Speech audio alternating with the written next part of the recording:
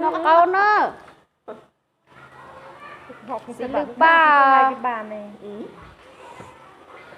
Nó câu nữa chứ mà ta nó đây. Hậu trợ mong cầu xin đấy họ nói em. Học sinh cấp 2 ấy. Tại Em nấu cơm á. Thôi cháu mà nấu cơm. Em bảo cái gì đấy? Là nó bị làm sao đấy. Cậu cháu mà cậu tứ xin cậu. Cậu cháu mà cậu tứ xin đấy quấy khỏng cho hoa em. thôi. Đấy.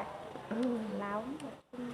Chị số ấy, lúc nãy em ra ở nhà chị bán hàng thì toàn nói tiếng Mông thôi, chị số bảo là ô chị buồn cười thế. Em sao thích mà nói lắm á chị anh ạ. sao mà thím biết tiếng Mông nhiều Em thế? biết, em Chị muốn thì biết chị nhiều không biết tiếng. tí nào. Nói đi em không nói rồi, em nói em sẽ biết đấy. Thì em biết. Em là hiểu tất cả.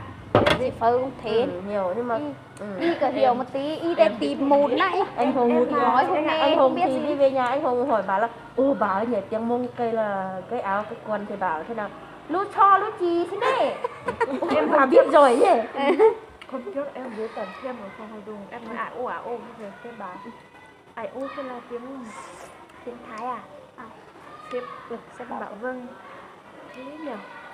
Em thì biết nhiều cái mà anh không biết thì em thì bảo vừa em bảo em thì tiếng gì không biết tiếng tiếng Anh thôi tiếng gì cũng biết Tiếng em cũng biết nhưng mà có người ở đây á em ở bản này ấy bao nhiêu tiền mớ rau kia bao nhiêu tiền cũng không biết đấy. ai hỏi này cả đời lo cả đời nó xa ở bản này cũng không biết đấy. Anh chứ với em đi thuận về thế là đi mẹ mua mẹ quả trong ở chị chỗ cũng thế đó đi xem với xem nó xem cũng không biết gì nó hết không biết thế kiểu là gì anh chứ đấy. hơi chỉ say tò mò đó về mua của Cút kia. Thế là bà kia bảo là bà Nhật Thái đó. Bảo là anh sẽ mua bao nhiêu cân? Của cá nè, xin này, anh chứ nói thế này. Nhưng mà nó tưởng là mình không biết tiếng đó. Của cá nè. Của cá kia là chị khác không hiểu đâu. Thế là lấy bao nhiêu cân? Thế mua của o chiao, xin đây. O chiao cũng không hiểu đâu.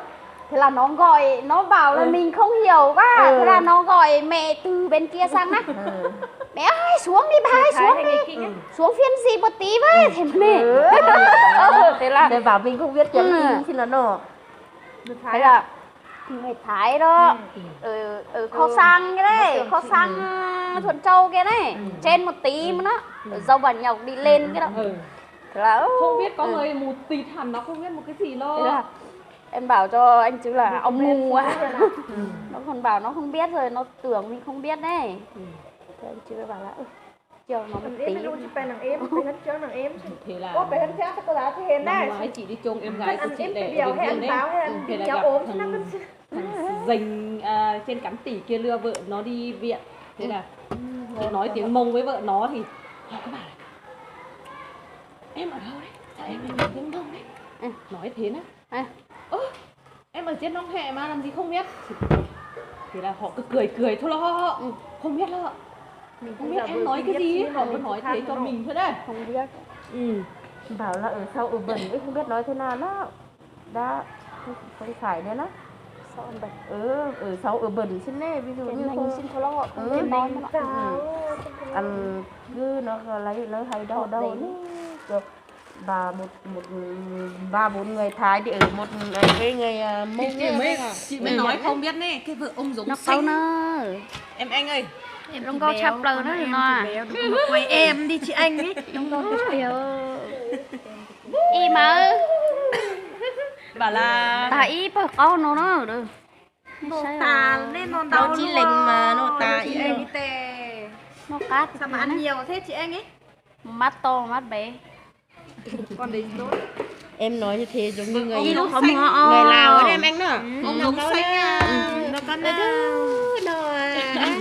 thì là cái gặp nhau cái thì nói như thế nào. lúc có mua nó nhỏ mua plé nó ôi sao